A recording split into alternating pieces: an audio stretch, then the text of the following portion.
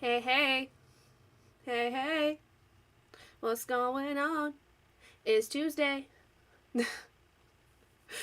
I look rough. I feel rough because my allergies are kicking in like nobody's business. I can't stop sneezing. I can't stop blowing my nose. It's a time. It's a time. It's springtime. So everything's gonna go crazy. How is everyone today? Happy Tuesday. We are on part 2 of our week of live streaming. So far we're doing good. I am currently working on The Serpent and the Wolf by Rebecca Robinson. I got through the first 54 pages last night and I'm kind of digging it. That first chapter sets the tone very high for what I expect from this main character, and I'm kind of liking our male love interest, kind of our partner in crime, essentially. I'm digging him. I like it. I like it a lot. I'm listening to the audiobook while following along with the physical book, and it's pretty short for the most part. Like, it's 342 pages, so I'll finish it hopefully today. But I am currently about 11% of the way through, and I have like less than 12 hours of the audiobook, so I can get this done in like 6 hours on double speed. Hey Swank, happy Waffle Day, happy Tolkien Reading Day. What? That's awesome. Hi Alicia. I'm feeling with those allergies. They got me too. I'll try to get back on track with things. Not sure what I'm reading yet. No worries. And the husband just texted me asking about the dogs. Not, how are you? How are the dogs? Because they're more important. Sleeping somewhere in the house. Likely downstairs. So, I'm going to actually put that on silent. So my plan is today, I do have a couple content things I want to do, but one of them is like doing a reel of like how much do I get done reading during my sprint time. So we'll do that. I need to do a Patreon post of what I'm currently reading, update my vlog, and then we'll get to reading. Apparently, Robert wants me to have Oscar come up here, so let me see. Oscar James! Oh, here he comes. Hi, Bubba. Can you sit down? You sit down and get a picture for Daddy? Oh, that's a good picture. That's a good picture. That's funny. Reading Sunrise on the Reaping. Very nice. Hope you enjoy it. I am actually planning... So I read the entirety of the Hunger Games. I've yet to read Ballad of Songbirds and Snakes or Sunrise on the Reaping, mostly because I've been a little bit afraid of them. The emotional aspect I'm not ready for. But I have decided that I'm going to read them in April because they are going to fulfill prompts for, I think it was, let me see. What was I going to do it for? Oh, it was going to be, so G from Book Roast, her Patreon, they are going to be reading Sunrise on the Reaping for the book club that all of the patrons can participate in.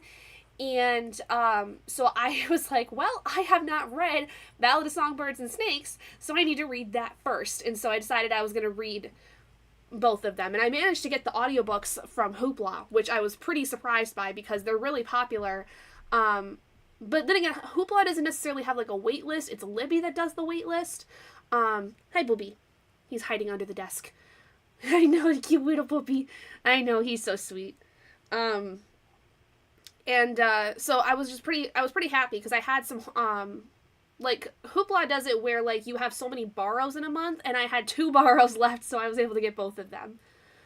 So that Ballad of Songbirds and Snakes was okay. It wasn't what I expected, but wasn't bad. I have heard it's really emotional. Like, it's not necessarily condoning a lot of what Snow does in the Hunger Games, but, like, it does paint a very emotionally damaging picture of what he went through. I'm terrified of Sunrise on the Reaping with Haymitch. I'm terrified because that man has my heart and soul from the Hunger Games. I don't want to cry. I don't want to, but I've been crying a lot at books recently. Like, I cried at Watermoon. I finished Seed Money last night after sprints, and I cried with that one, and I wasn't expecting to cry because there was some really hard-hitting parts of that book that I really liked. I've been crying a lot at books recently. I don't know if I'm just a big emotional bitch or like I'm just a big emotional baby bitch or what. Oh, he's on the futon. Oh no, he noticed that I noticed. Oscar James, are you on the futon? You lay down? You snuggle?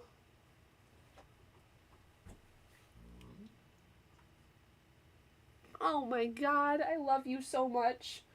You are just the sweetest baby. He never does this. He never stays up here on the futon like this, especially when I'm doing sprints. So this makes me very happy. I just got Sunrise on the Reaping yesterday at the library, so we shall see. Ooh.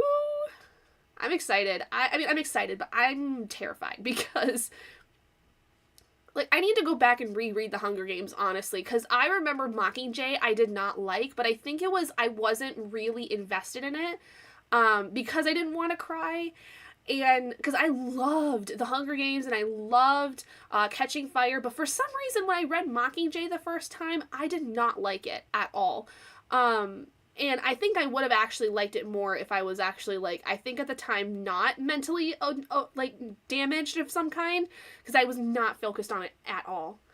Loved Songbirds. It was cool to know Snow's development. Plus, it shows other characters' story. I haven't seen the movie yet. I have not either. I have not seen the movies. Actually, I don't think I ever saw the Mockingjay movies.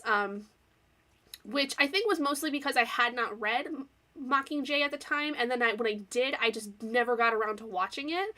So I would be eventually, because I know, like, obviously these are prequel stories, so I would eventually like to go back and reread The Hunger Games, because I would like to then be able to read them with the context of knowing both Snow's and Haymitch's backstories, in terms of, like, you know, having that be built on with The Hunger Games, which I know a lot of people are like, well, you know, the Hunger Games came out first, so why would you know, taint what the original story was with reading the prequel ones? But isn't that kind of the point? Isn't it kind of the point to read the prequel things first to give you kind of an idea and then go back and reread the original content to see kind of where it fits in? I mean, maybe that's just me, but I don't know. I feel like that makes the most sense, but at the same time I understand, because there is a certain kind of tainting that can be done on the original story, because, like, now you have all of this knowledge and it kind of, like, changes maybe your perspective on some of the things that go on in the series or things that, you know, the characters are like.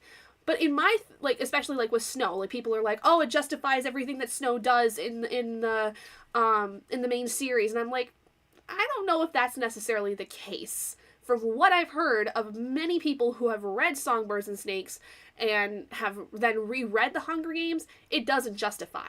It doesn't justify at all. Okay, that sounds logical. Yeah, I feel like that makes sense to me, because, like, I get where people are like, oh, it kind of ruins, in some ways, the original content, but at the same time, I'm like, the prequel stories that are written, you know, especially many years after the fact, if anything, to me, personally, they build on the knowledge that we already have of the world. Like, we already know Snow's a bad guy.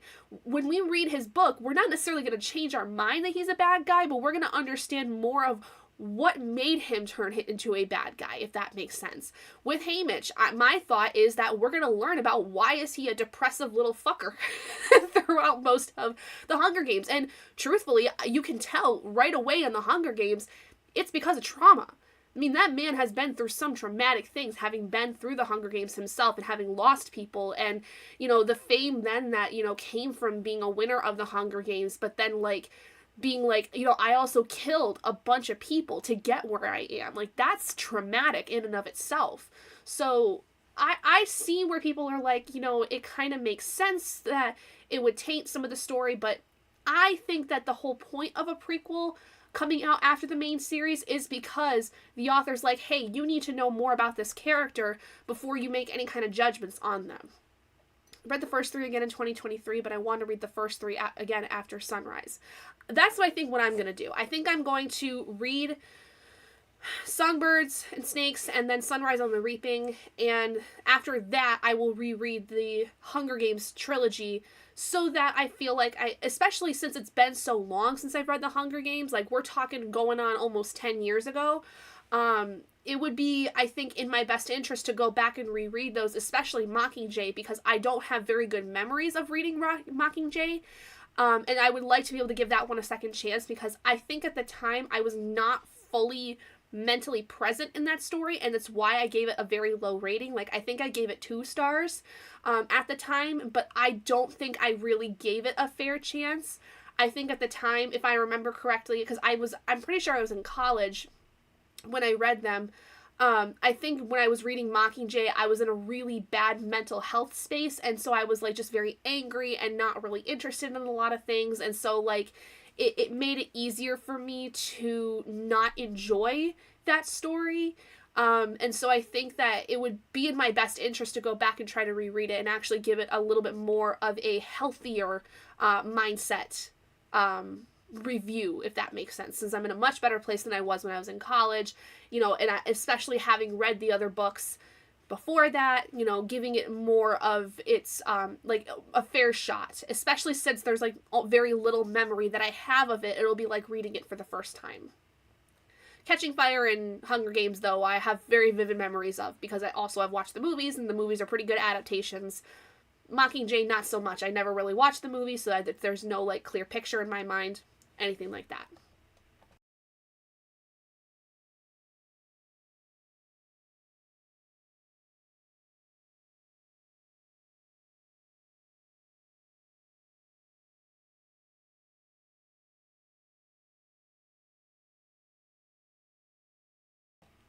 Alright, so in addition to reading and content stuff today, I do want to keep working on my crochet projects. I need to add a row to my star rating blanket since I finished Seed Money last night.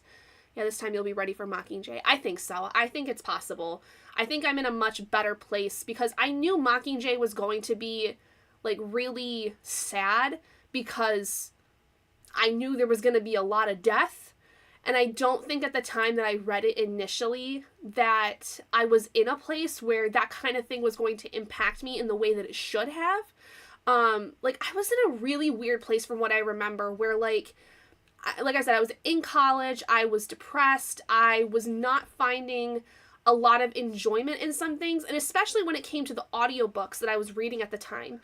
I was not able to really put my full focus on them. Like, I found myself really distanced from audiobooks where like I could not focus on them for very long, and so then I would be catching like random things here and there that made no sense, and so I just don't think I gave it a fair enough shot, and I definitely feel like that gives me even more of a reason to go back and reread it. Oscar apparently decided to go in the library for some reason. What are you doing, Bubby? What you doing? What are you looking for? There's no treats in there. I mean, maybe Dad threw some treats in there. I don't know, but he's just staring at me menacingly. Oscar James, what are you doing? Come here. You come here.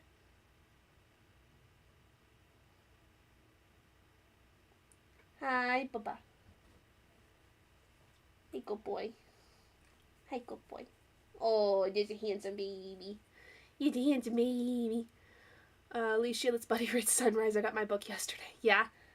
Oh, big yawns. Oh, goodness. Well, I think with that, we should go ahead and get started with our first sprint. We will do a 45 to start us off, get us nice and warmed up. And like I said yesterday, today I do have a class at 5:30, so we will be ending sprints somewhere between 5:15 my time, because I want to make sure that I have enough time to get prepared for my class, things like that. So there'll be a little bit shorter sprints today, but the rest of the week we should be fine to go as long as we feel like it, or as long as I feel like it, since I'm the one that's running this business, and kind of go from there. So we'll still get some good reading in. I do think I will at least get through most of, if not all of, The Serpent and the Wolf today.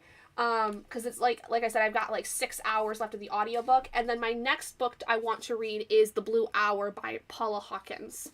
So I would like to get through both of those possibly today at some point. I haven't started yet, but we can. I'm about to tab some books for reading. All right. Well, let's go ahead and get all set up for our sprint. Hooray! The image showed. Woohoo! Sometimes it's hit or miss whether or not this window actually shows up. So, anyway, guys, 45 minutes. Have a great time with your reading or productivity, whatever it is you are doing, and I will see you back in 45. Let's go.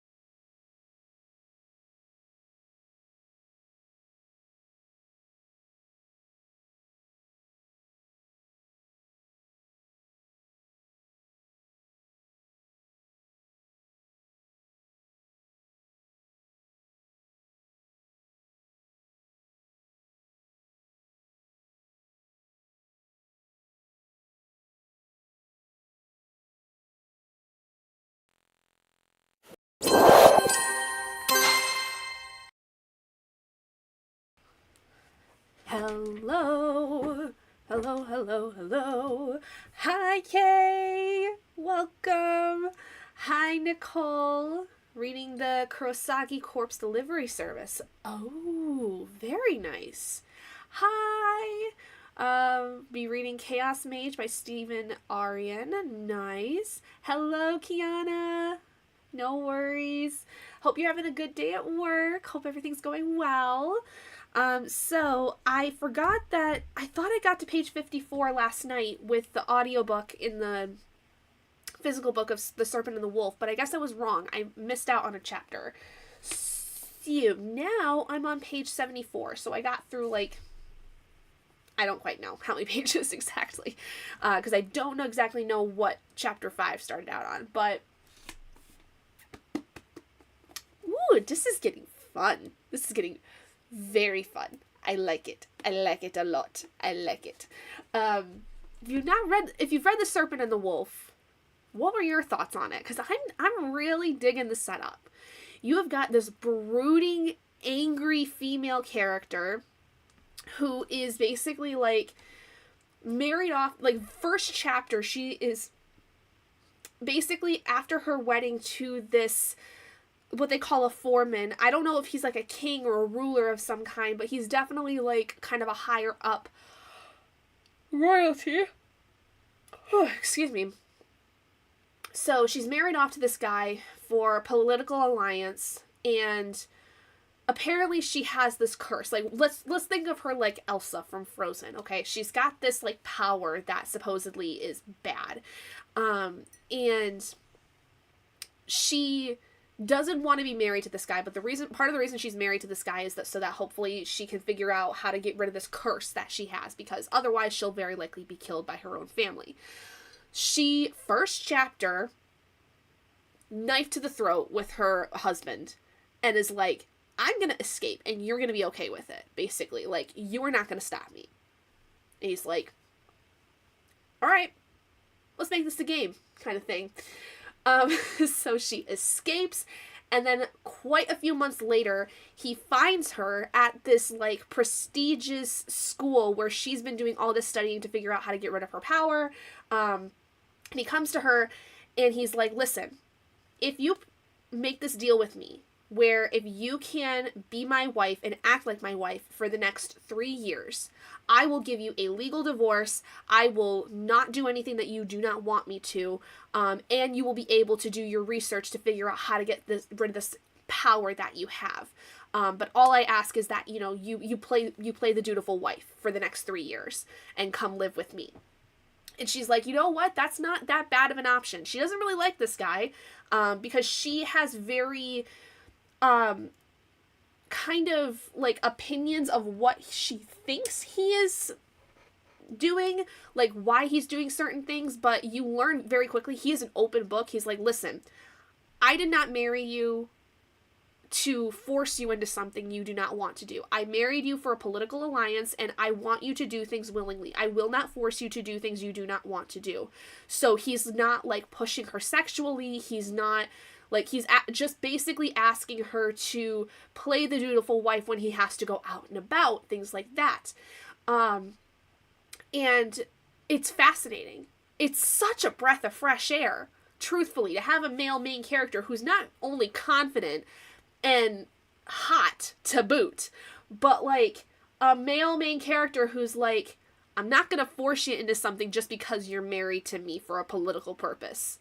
I'm not gonna force myself on you, but I am gonna be super flirty, and I'm gonna make you like me somehow, some way, because I'm just that good kind of guy. Like, a little cocky, but like just the right amount of cocky that you both want to slap him for his cockiness, but you're also like endeared to him because you're like, huh, this guy's really trying hard. He's really trying hard to get her to like give him some attention, because he, ooh, it's good. I like it. Read and then talked to my neighbor for a while. I'm sitting outside till it gets too hot. High is 90 degrees today. Woof. What is it today? It is going to be a high of 41, but it is windy. It's heckin' windy over here. So it's gonna be a little colder. Yeah, they're gonna be hooking up for sure. Like, it's gonna happen. It's gonna happen. And like, I knew that from when, like, I kind of guessed that that's gonna happen because, like, when he sets up this whole deal, it's like the second chapter. I'm like, oh, they're definitely gonna bang. They're gonna bang for sure. It's gonna happen at some point. Like, she's gonna fall for him. Like, that's just, it's kind of predictable, but I'm here for it. I will say, though, I was not expecting from the first chapter to the second chapter of him to find her so quickly, and also for him to be like, it was kind of hot that you put a knife to my throat. It was like, you think that you were doing something, but you were doing something, like, a little more for me. Like, I was into it. And she's like, what? How are you into that? Why are you into that? That's not something you're supposed to be into. He's like, girl, you got some spite. You got some spunk. I like it. I like a fiery, feisty woman kind of thing. And I'm just like, ooh. That's the kind of guy that I kind of like with my books.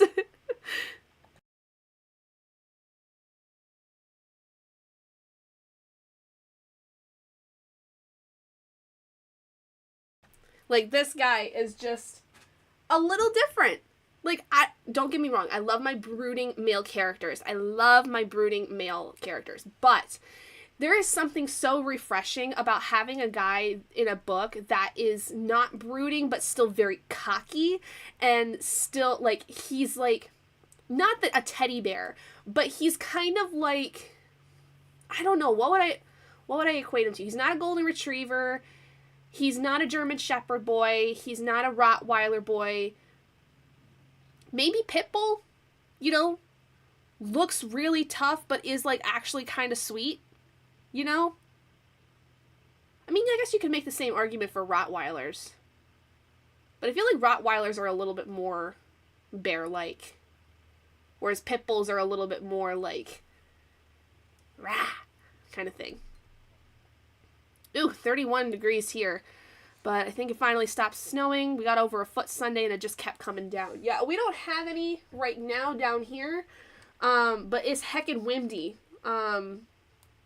Like, yesterday, I was saying, I don't know if some of you guys caught this yesterday, but I was saying that at one point, I went to open our screen door, and the wind was so strong, I pushed open the screen door, and the wind just went, woof!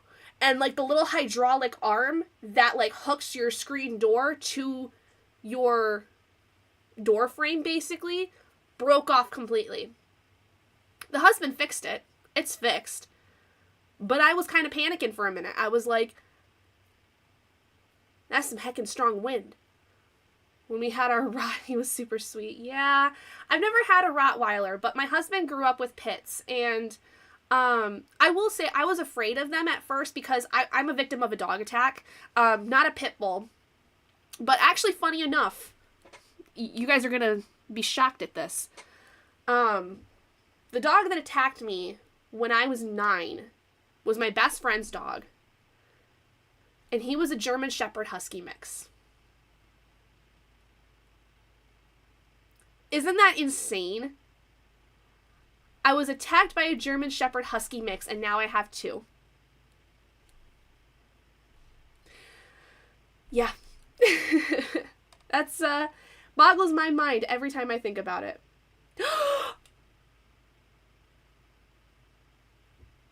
Y'all, I just got a text from my sister. She just got a job.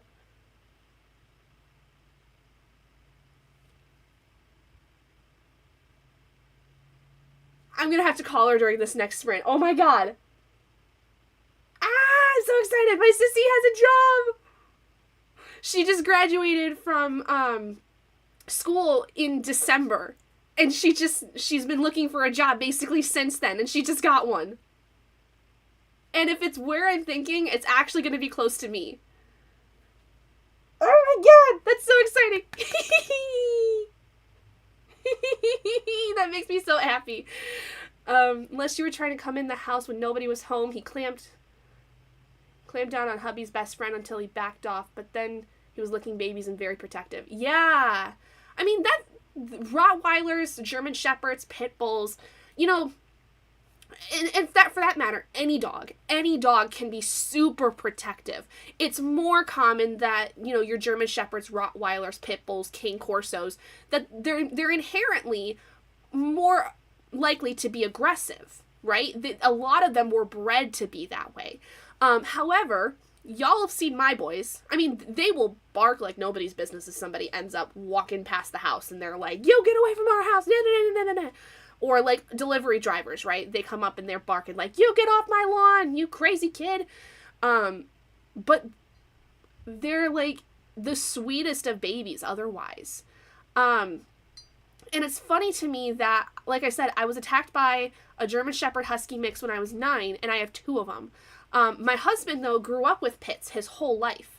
And so when I started dating him, I'm not going to lie, I was kind of afraid of them for a little bit because I knew they were inherently sometimes more aggressive. And then, though, like one of them was a little more aggressive than the rest of them. But she was an old biddy. Like, she just was grumpy. Like, it didn't matter who you were. She was just a grumpy old woman. And she grew to love me. But it was very much one of those, like, stiff arm love me kind of things, where she'd be like, "All right, I like you, but you're going to have to give me 5 feet. Like, we ain't that good," kind of thing. But that dog, like, loved my husband. Like, my husband was her kid. Like, that, she was protective of him. So anytime I got close to him, she would get a little grumpy, but eventually she was kind of okay. But he grew up with pits his whole life, and the rest of them were just absolute babies. Like, he has one, since I've been dating him, most of them have passed on, and there's one of them that's left, and he is the biggest of babies. Oh my gosh. He's like a big, stacked black pit, but he acts, you know, like he just kind of goes like, like, "I'm just gonna walk around and do what I wanna do, and I'll get scritches, and I'll get butt pats, but otherwise I'm just gonna go sit over here and lay down and be good, because I don't want to do anything. I'm a lazy boy." You know, like, he's just kind of one of those dogs. He's so sweet, though, and I just remember, like, when my husband and I were dating, like, there were times where we'd be, like, laying in his bed together. And mind you, he has, like, a little twin bed at the time. So we're both barely able to fit on it. You get 5 pit bulls on top of all of us. It was a time. We were always uncomfortable, but we were always also cozy, too. They get a bad name, but usually are usually really sweet. It depends on how they're raised. 100%. Like, and that was something I had to learn when I became, like, a young adult, because, you know, I had my dogs growing up, right? But they were very sweetly tempered. Like, they never, like, had any aggressive tendencies. They were both girls, too, so they were a little bit more sweet. I find that the boys are usually more aggressive, but it's like,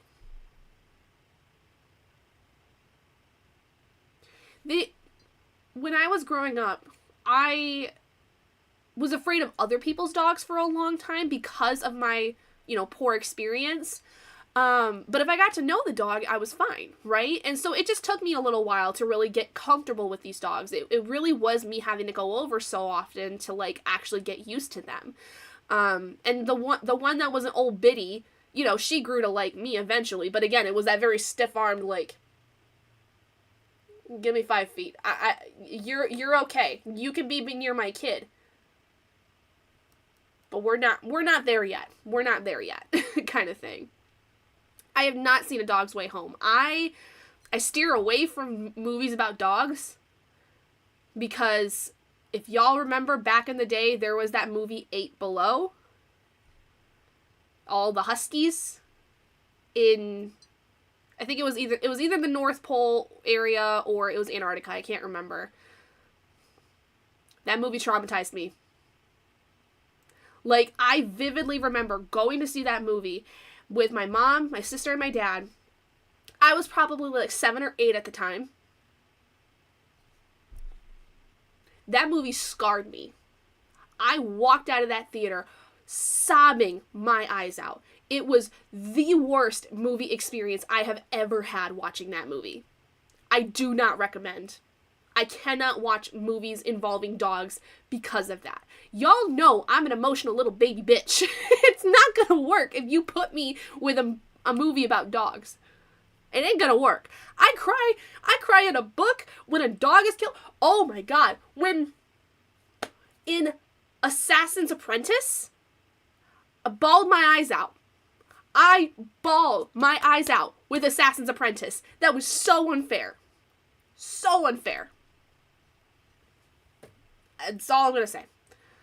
Is that, weird thing is that pit is actually an actual breed, but if someone calls a dog a pit, then it is considered one.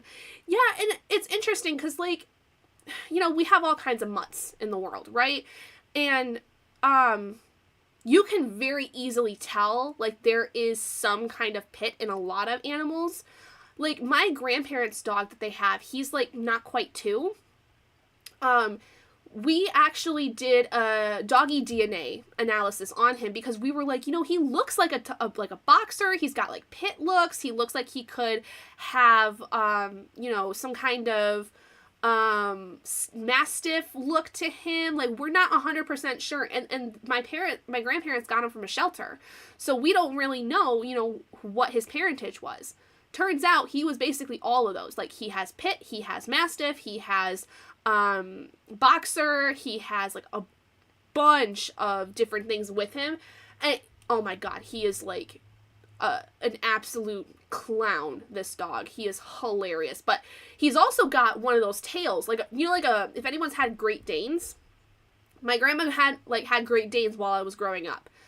A Great Dane's tail is, like, thick, and it's rope, practically, like a really thick rope. If that hits you right, your breath is knocked out of you. And he's got a tail like that. It's crazy. It's a really good movie. Basically, a guy finds a puppy, but someone is mad and calls it a pit. And in that town, pits are not allowed in city limits, so he finds a place for it until he can figure something out, and the dog goes on a journey to find him. No! You're gonna make me cry just from that synopsis. I can't with that. I love dogs so much. Like, and with the trauma I've had with them, it's crazy that I can say that I still love dogs so much, because, like, I was severely traumatized from that. Like, I had massive PTSD from when I was, like, that really was bad when I was in late elementary school going into middle school. And obviously now it's a lot better, and I can handle any flashbacks that come in if I think about, you know, the situation I was in long enough. But, like, to know that, it's crazy for me to think that having been attacked by a German Shepherd Husky mix, to know that I now, like, if I was to say to my 9-year-old self, you are going to have 2 German Shepherd Husky mixes when you're a fully grown adult with your husband. Like, I don't think a 9-year-old me would ever believe her. There's no way. She'd be like, what are you talking about? Why do we have German Shepherd Husky mixes? That is not something we should have. Like, she would not believe me at all. There is no way. Yes, I cry, but not all sad. But, see, even if it's happy tears, I don't know if I can handle it. I'm an emotional baby bitch. I don't know if I'm going to be able to handle it, Kay. I don't think it's going to happen. I don't know. We'll see. Okay, I need to call my sister, because I need to know the deets of what the heck is going on with this new job, and, like, where it's at and all this stuff. So I'm going to go ahead and get our timer started so that I can give her a call. We're going to go ahead and do a 60. And I'll get to back to reading when I can, but I gotta call my sister to figure out about this new job. So, let's get started. I had a bad encounter with a stray cat. Oh. Don't you have cats, though, now?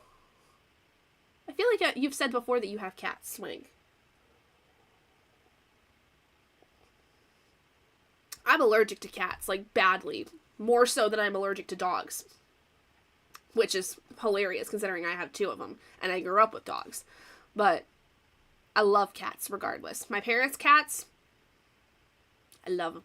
They're my babies. All right, we're going to go ahead and get started here. See you guys in an hour.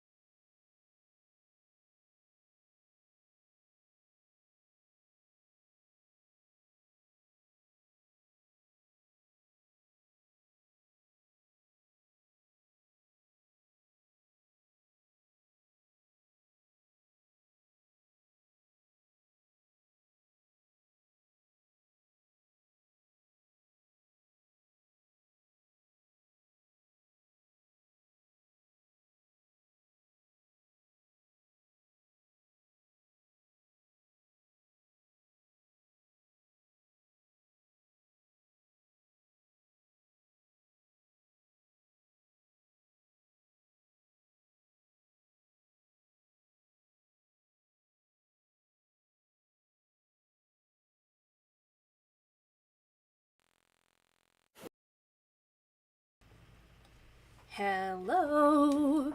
Hello, hello. Had a bad encounter with a stray cat and a big scare with a snake, both when I was young, so when I grew up, I got a boa constrictor and a cat to get over my phobias. I love that. That's awesome. I love German Shepherds and Doberman Pinschers. I haven't had dogs in decades. I did in-home pet sitting for about 20 years and got sick of how needy they are. I'm a cat person now. That's fair. They are very needy. They are. German Shepherds are also, like, super high energy. Like, you have to be someone who, like, you can't get a German Shepherd and not, like, go play with them, go on walks with them. I'm really bad at that. I will say my husband is a lot better at playing with them and taking them on walks and stuff like that. But a lot of it is because, you know, I'm very low energy a lot of the time. I'm not in the energetic space to do a lot of the stuff that they do. So they have more of a relationship, I think, with Robert than they do me, but they still know me as mom, and mom is comfort. And so when we snuggle, that's our time. Hi, Lily. Gonna watch a movie as my friends and I are gonna watch the newest Moana movie. Nice. I hope you like it. I haven't seen it yet, so I hope you enjoy it. I got to page 107 that time, so I didn't finish 107, so I got through like 32 pages. And I did talk to my sister for a while about her new job, which she's super excited about. I am so proud of her. She's going to make some good money. She's going to be doing something she loves at a place that she feels very comfortable with. So I am so ecstatic for her. She starts her new job on April 7th. So that's super exciting. I'm so jazzed for her. I'm super excited. Fed my son and I some lunch, got the recycle bins from the curb, leaf blowed the pollen away from the garage, and did some book journaling. Very productive, Alicia. I love it. I had a German Shepherd Collie mix that lived to 21. Yeah. That's old. That's old for a dog. I want to say Daisy was probably 15 or 16. Denali was 10. And Kaya is now 7. And then I've got Oscar, who is 3. And Dougie is turning 2 on Saturday. My baby's turning 2 on Saturday. I don't know how I feel about that. Oh, boy. Boy, I am sleepy. I don't know why. I guess I'm cozy or something. I don't know. Hubby came home, early schedule today. Decided on supper and watched some more Greys. Then we'll be heading out in a few hours for D&D, so picking a book for then. I think I got one. Nice! Sounds awesome. Sounds like a good night. My one went at 14 and the other at 11. Yeah. Trying to think.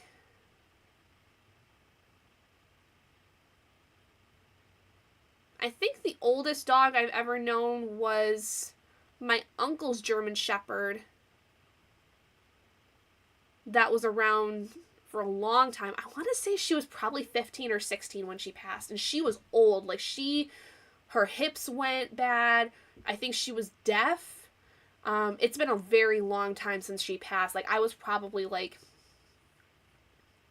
oh gosh, I don't even remember when she passed away. I know that she was around when I was like a little kid. I want to say like she passed away by the time she'd already been either passed or was passing away by the time I was like 10. She was old girl. She was old. All right, so let me think. We got about 2.5 hours before I have to go for my class. So if we do hour 15, then an hour 30, we'd be pushing it. So I think, let's see. All right, I think what we're going to do is we're going to do an hour and a half first. and then we'll do maybe a 45 to end it off, because I do have to leave between 5 and 5:15 for my class. Like, it's just online and everything, but I do need to, like, be prepared. I have to get my materials and stuff together for the class, and have my stuff for my notes and stuff like that. So, I think we'll do an hour and a half and then a 45. I think that'll be good. And then tomorrow we should be able to do sprints for as long as we want, like normal, and then the rest of the week as well.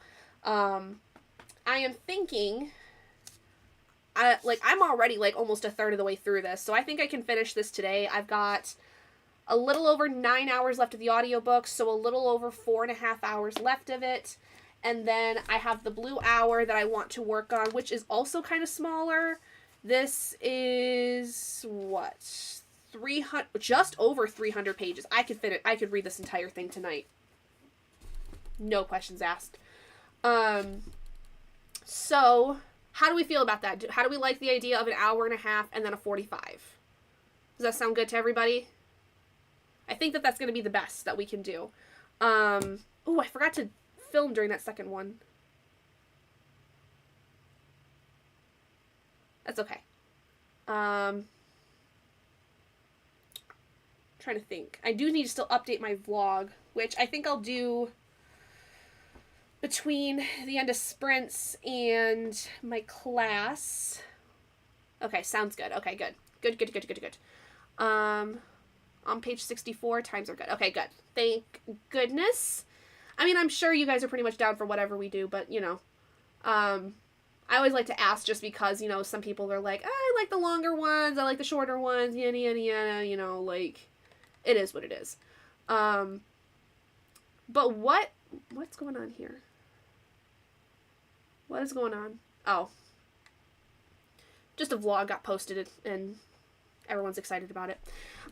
So let's see, what else is going on this week? I don't really have anything else going on because it's spring break. I'm just kind of sitting around doing my reading and my crocheting, which I am not gonna lie, I am so happy that I'm not going anywhere for spring break. I kind of wish that I had like something planned, but I'm glad that I don't, because I am so content with being at home and just doing my cozy projects and not really doing much.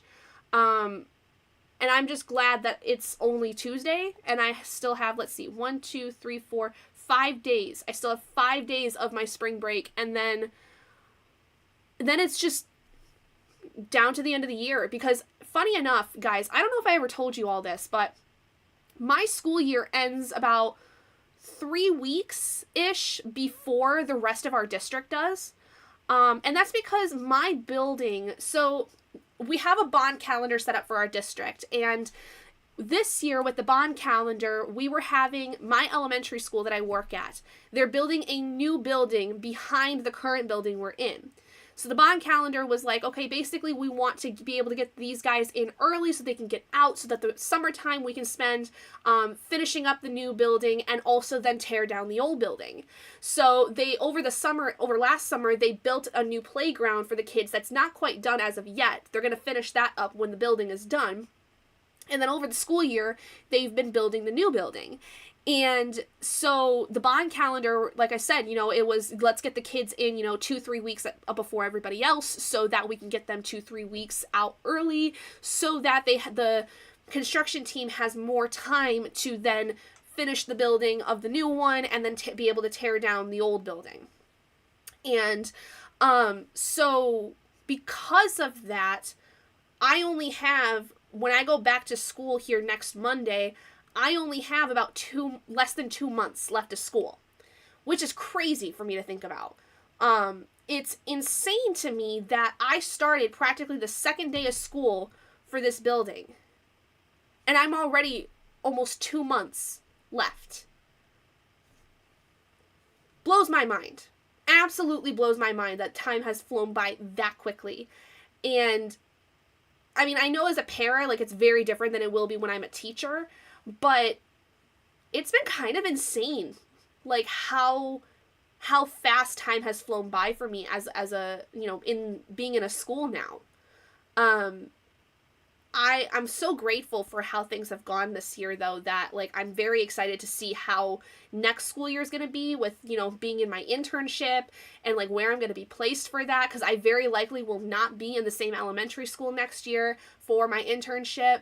Um, it's just going to be very interesting to see how all of that's going to go. And then when I graduate, what exactly I'm going to be doing after that, because am I going to be able to get something like right away? Am I going to go back to being a para after my internship for the last little bit, for like the last half of the school year? Like, I don't know. I'm very curious to see what's going to happen, because either way, I think I'm going to be fine.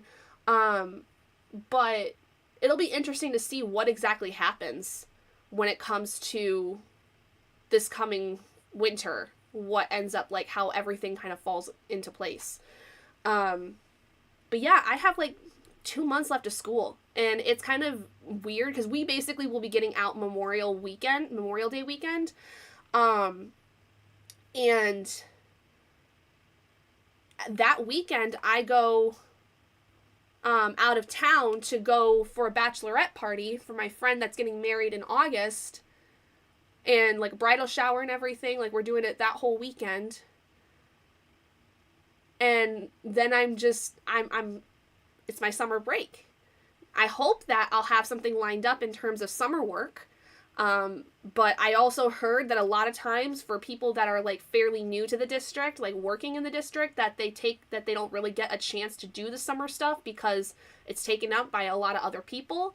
But come Monday, I'm going to be asking my principal about doing summer work and how I can figure out how to get involved in that, because otherwise I go back to doing like Shipt and Amazon stuff, and I'm not about doing that. I really don't want to do that if I don't have to.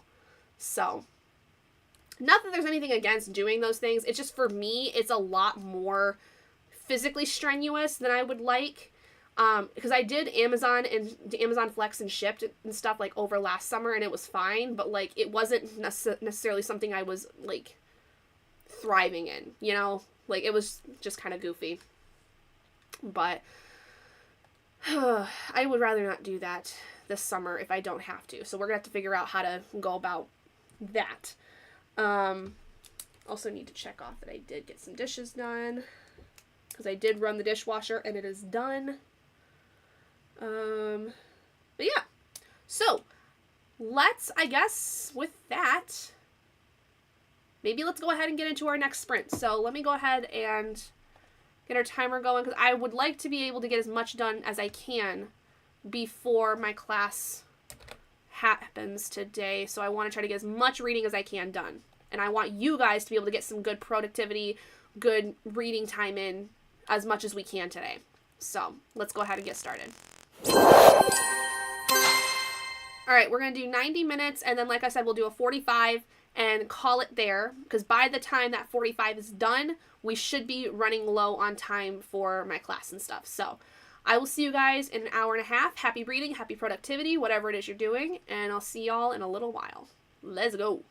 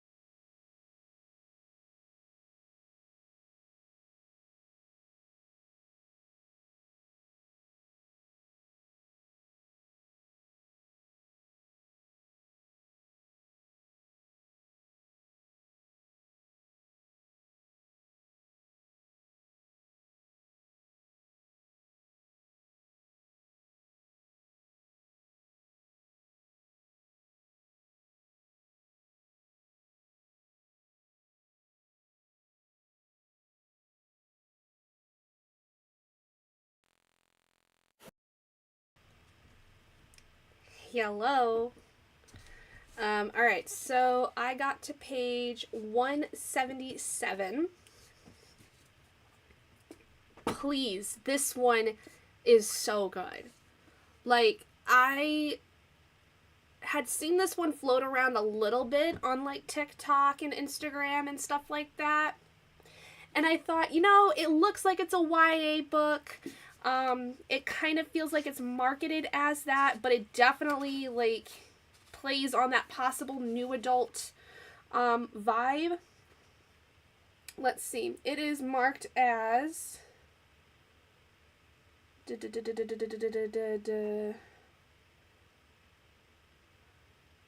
doesn't say. It does not say whether it is considered young adult or new adult or adult or anything. I would, like, the main characters are, like, mid-20s. So I would say, and it's not, like, super spicy right now. There's definitely been a couple scenes where it's been, like, that could lead to something, a little something, but then it, like, gets stopped. Like, it's more, like, spicy kind of banter, spicy, like, moments that could lead to something more, but they don't. We haven't hit a main spice moment yet, so I would say this could be somewhere in, like, a young adult to new adult range. Like, I mean, there's cursing, there's violence and stuff, so I wouldn't necessarily, like... Also, I think there's an underlying trigger warning that has not necessarily been, like, spelled out yet, but, like, you get a very, very clear idea that something bad happened to our main character to make her so angry and so filled with rage.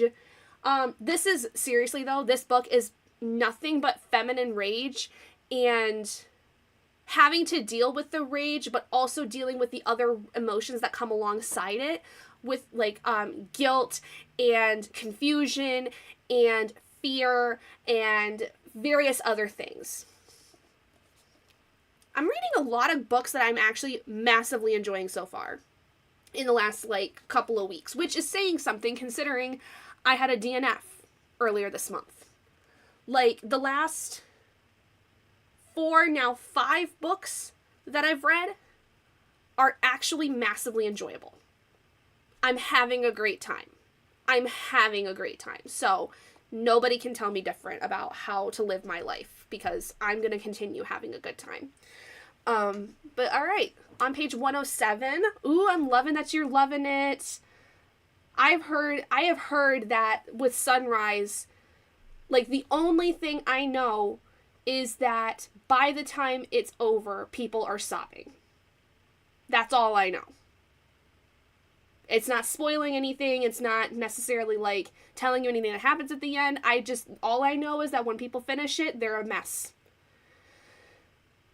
And that's one of the reasons I'm a little scared to get into it, because I don't like crying. But I've also cried. I cried at You Made a Fool of Death with Your Beauty. I cried at Water Moon. I cried at To Shape a Dragon's Breath. I cried at Seed Money. I'm probably going to cry at this at some point, because as we talked about earlier, I am an emotional baby bitch. So it's just going to happen.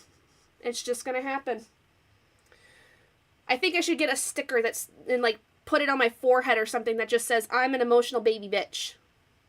If I ever made merch, that would be something I would put on a t-shirt. Don't ask for merch because I don't got the money for that kind of stuff right now.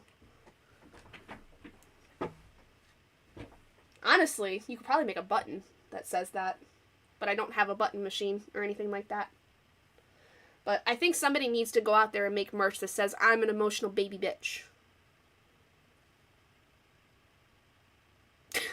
I don't know anymore, guys. Alright, so, let's see. Watching Grace still, but I finished 2 more squares, 3 more, and I'm done with this color. Nice! I got all my crochet projects done that I wanted to today, like the parts that I wanted to get done. So I got the 2 rows done on my blanket. I did a whole round for my Jack Skellington plushie, and I did a round for my cardigan. My wrists are killing me. like I had to do I have to do 3 rounds of an increasing stitch and a straight single crochet stitch, excuse me, for my Jack Skellington plushie, and I got the first one of those done. My wrist hurts so bad. Those increasing stitches are nothing to mess with. Like, basically, you have your single crochet, which is like you do, you know, a single one of those for each stitch that you're in. An increasing stitch makes you do 2 of those in the same stitch. So you basically double the amount of stitches that you have. My wrist fracking hurts. It hurts so bad. And then I still did a bunch of half double crochets for my cardigan. At least that one, though, takes a lot less time, because that one's, like, the half double crochets are, like, for some reason they take a lot less time for me. Maybe because they're bigger, and so then, like, it just makes it feel like it goes by a lot faster. I don't know. But, so, as far as another project, I think what I'm going to do while I listen to more of my audiobook for the next sprint, the final sprint, is I'm going to work on my little paint by number painting, which I've got down here. And it's just a bunch of flowers. It's just a bunch of flowers. So, I'm going to work on that probably, I don't know. What am I up to? Probably the 8th color? Or color number 9. That might be where I'm at. Color number 9. I might do that. And color number 10. And maybe we'll call that good. Because I don't, like, this paint dries really fast, which is nice. It's kind of like acrylic paint, basically. So it dries pretty quick. But I don't like to do too much at one time so that I don't, like, accidentally get paint everywhere. So, but, yeah, so we'll do one last sprint. We'll do a shorter one. We'll do the 45, and then by the time that's over, it'll be time for me to head out for my class. So I hope that you guys got some good reading in, you got some good work in, whatever it was you were doing. I definitely feel like I've become very productive. I kind of wish, though, I was a little bit further into this, but I'm definitely going to crest the 200-page mark with this next sprint. Like, I could probably get to, like, 225, maybe 230 by the end of the sprint. But I wish I was a little bit further right where I'm at now. I don't know why. I just feel like I should be. But according to the audiobook, I only have less than 6.5 hours. So double speed, I've got like 3.5 hours left of this. So I'll do the last 45 minutes, which will give me like an hour and a half on that. And then I'll only have, 2 hours, 45 minutes on double speed, which I can do that after my class and stuff, which I don't think my class is going to take too long. I think it's really going to be more so going over the second part of our case study project that we have for the semester. And like a little bit of the information that we did with this module that I was talking about yesterday. So I think it's going to basically be it, because most of this class, like, is dedicated to, like, learning about these different things and then taking those things and applying them to our case study project. But really my biggest thing is I just have to ask my professor about getting an extension since I'm on spring break this week and I can't actually test my kid this week for that. So I'm sure that I'm not the only one. I know my professor is on spring break from work right now because they do like part-time teaching, and they have a full-time job at like a clinic. And so I'm pretty sure she says she's on spring break as well. So I'm more than certain it's going to be one of those things where it's like, yeah, like just, you know, once you get the testing done as soon as possible, send it in, you know, whatever it is. Like, I'm sure it's going to be simple enough to be just like, hey, I just need you to know I can't test my kid this week because I'm not in school right now, and I won't be till Monday. Kind of sucks, but hey, it's fine. I'm definitely not the only one, because we even talked about in our last online class that there were going to be several of us this week going to be on spring break. And she had said that, you know, if that's the case, then, you know, we could always like readjust it for us and stuff like that, which super grateful for. Because I know like there's especially I think it's next week, there's also a lot of people on spring break, and like there's a part of our case study that they are not going to be able to complete because they're going to be on spring break. So it's all gonna wash out. It'll all wash out in the end, right? Oh, all right. I have got to pee like nobody's business. So I'm going to go ahead and get this next sprint started right away just because I really need to go use the bathroom. And I also want to try to get this sprint done as fast as I can since I have to be done in the next 45 minutes to an hour. So we're going to go ahead and do our next sprint here right now. All right, folks, final sprint, 45 minutes. Make it count. Hopefully you get some good work in, some good things going, and I will see you all in 45.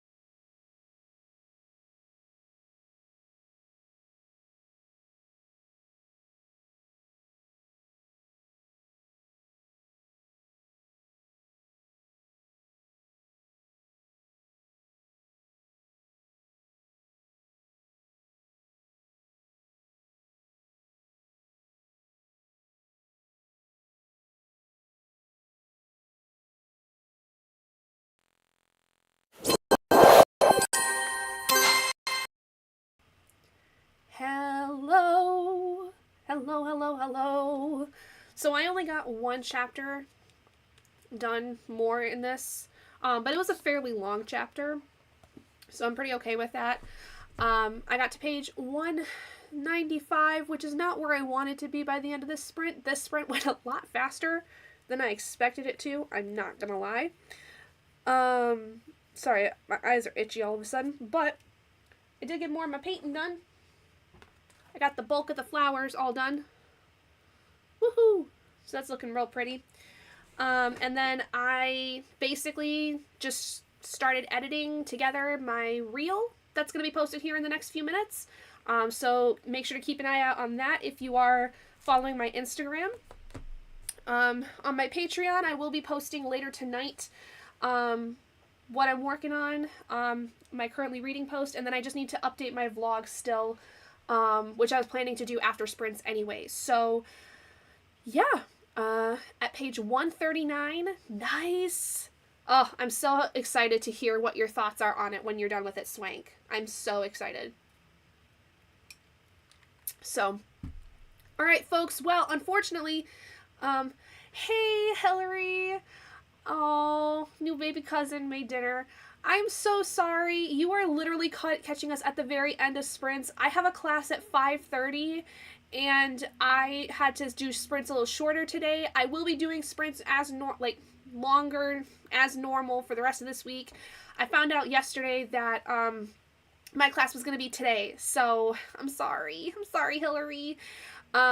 But I hope you guys had a great time hanging out with me for at least a little while.